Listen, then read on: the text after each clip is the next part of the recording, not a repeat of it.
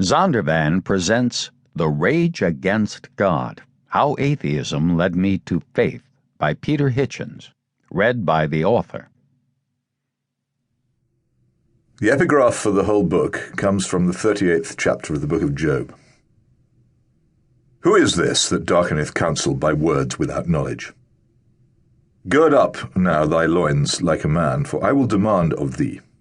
And answer thou me. Where wast thou when I laid the foundations of the earth? Declare, if thou hast understanding. Who hath laid the measures thereof, if thou knowest? Or who hath stretched the line upon it? Whereupon are the foundations thereof fastened? Or who laid the cornerstone thereof? The Introduction. The epigraph is from the 74th Psalm. Thine adversaries roar in the midst of thy congregations. Only one thing comforts me when I look back at the carnival of adolescent petulance, ingratitude, cruelty, and insensitivity that was my godless period. I was at least not doing it to fit in with the spirit of the age. I held all my radical positions when they were not yet fashionable, and it was necessary to be quite determined, or perhaps just arrogant, to hold them.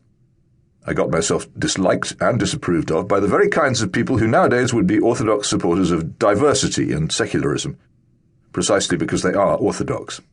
I did what everyone else of my generation was not yet doing. Alas, I still am doing what everyone else in my generation is not yet doing.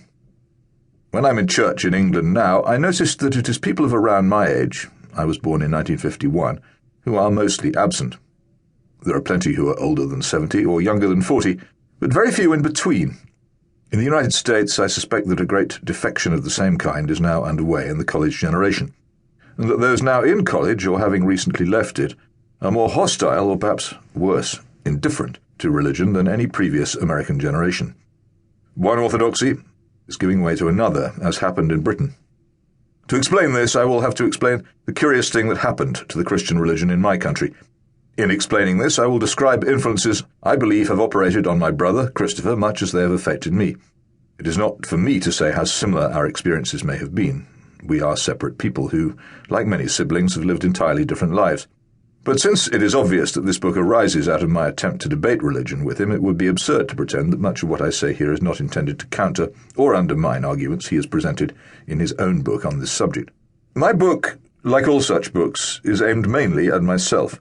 All polemical authors seek to persuade themselves above all. I hope the book may also be of some value to others, perhaps to believers whose friends or family members have left Christianity or are leaving it now, or are enchanted by the arguments of the anti-religious intellects of our age. What I hope to do in the pages that follow is to explain, first of all, how I, gently brought up in a loving home and diligently instructed by conscientious teachers, should have come to reject so completely what they said. I had some good reasons for refusing some of it. My mistake was to dispense with it all indiscriminately. I hope to show that one of the things I was schooled in was not in fact religion, but a strange and vulnerable counterfeit of it, a counterfeit that can be detected and rejected while yet leaving the genuine truths of Christianity undamaged. That counterfeit still circulates in several forms, especially in the United States. I want to explain how I became convinced by reason and experience of the necessity and rightness of a form of Christianity that is modest, accommodating and thoughtful, but ultimately uncompromising about its vital truth. I hope very much that by doing so I can at least cause those who consider themselves to be atheists to hesitate over their choice. I also hope to provide Christian readers with insights they can use the better to understand their unbelieving friends, and so perhaps to sow some small seeds of doubt in the minds of those friends. I then intend to address the fundamental failures of three atheistic arguments, namely, that conflicts fought in the name of religion are always about religion, that it is ultimately possible to know with confidence what is right and what is wrong without acknowledging the existence of God, and that atheist states are not actually atheist.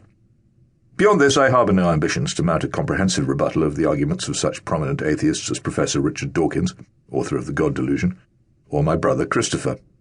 I am, of course, concerned especially about Christopher.